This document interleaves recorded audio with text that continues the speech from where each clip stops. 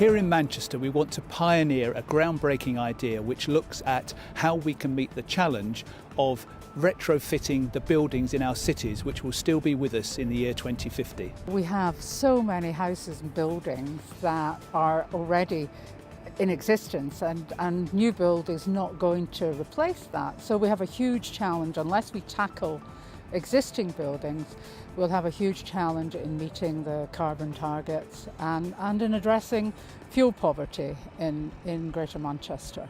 What we want to do is set up a company which can attract private finance into the job of improving the energy efficiency and quality of people's homes.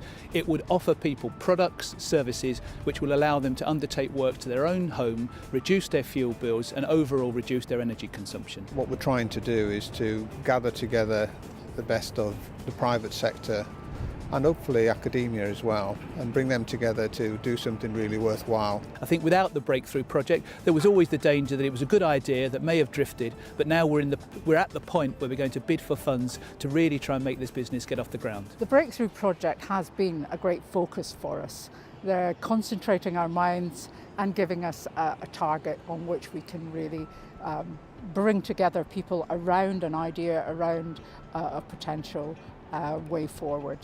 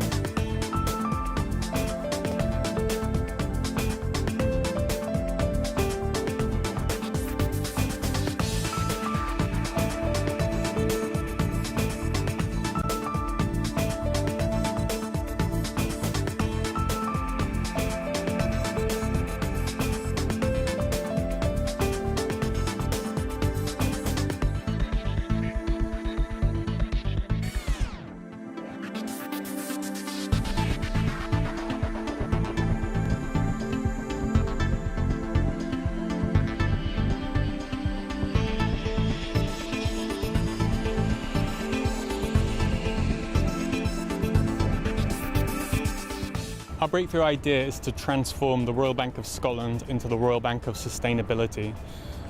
In recent years, RBS has been involved in heavily financing the coal, oil and gas industry around the world. And our idea is that it should stop doing this and instead should focus on financing the transition to the low-carbon economy that's so desperately needed in the face of climate change. There's a real need for a financial institution like RBS to be very actively making sure that this sector isn't neglected.